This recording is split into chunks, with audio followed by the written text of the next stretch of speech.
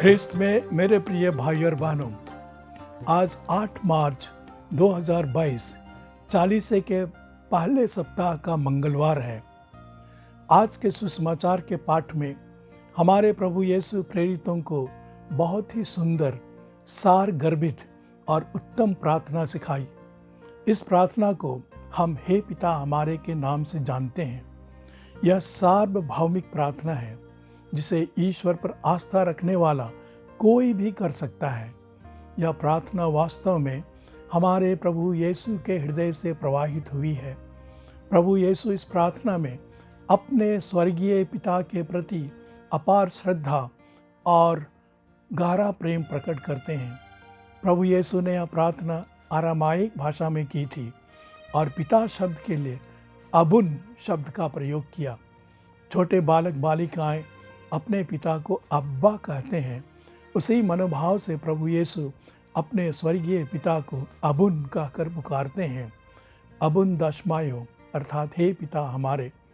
हमें भी उसी मनोभाव से ईश्वर पिता को संबोधित करना चाहिए, क्योंकि उनके हृदय में हमारे प्रति अर्थात अपनी संतान के प्रति पितृसुलभ वात्सल्य झलक रहा है। प्रभु यीशु सर्वप्रथम अपने पिता की महिमा करते हुए कहते हैं, हे स्वर्ग में विराजमान पिता, तेरा नाम पवित्र माना जाए, तेरा राज आवे, तेरी इच्छा जैसे स्वर्ग में है वैसे पृथ्वी पर भी पूरी हो। इसके बाद प्रभु यीशु मनुष्य की आवश्यकताओं के लिए निवेदन करते हुए कहते हैं, आज हमारा प्रतिदिन का आहार हमें दे, हमारे अपराध क्षमा कर जैसे हमने अपने अपराधियों को क्षमा किया है, और हमें परीक्षा में ना डाल बल्कि बुराई से हमें बचा। यह मानकर चलिए कि सर्वशक्तिमान प्रेमी पिता ईश्वर हमारे सब निवेदनों को पूरा कर सकते हैं। आज के पहले पाठ में नबी ईसाया इस बात को बतलाते हुए कहते हैं, मेरी वाणी मेरे मुख से निकलकर व्यर्थ ही मेरे पास नहीं लौटती। मैं जो चाहता था वह उसे पूरा कर देती है, और मेरा उद्देश्य पूरा करने के बाद ही मेरे पास लौट आती है। हमारे प्रभु कहते हैं, मांगो और तुम्हें दिया जाएगा, ढूंढो और तुम्हें मिल जाएगा, खटखटाओ और तुम्हारे लिए खोला जाएगा।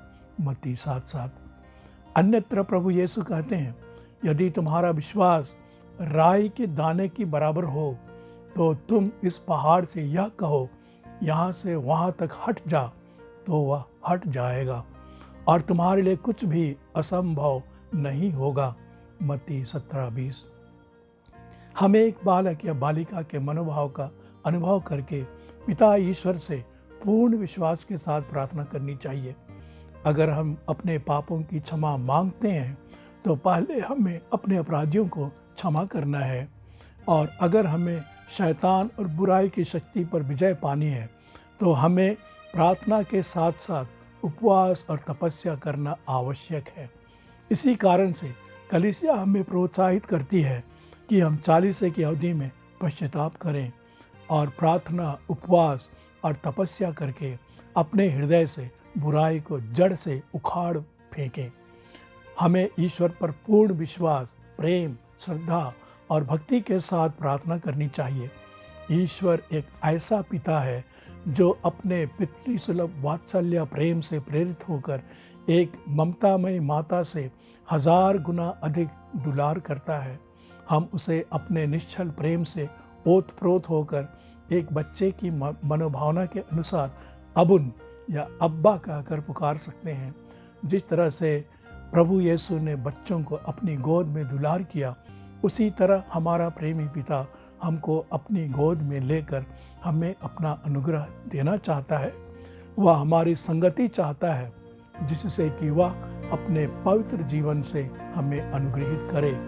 आप सब सदा ईश्वर की छत्र छाया में निवास करें। आमीन।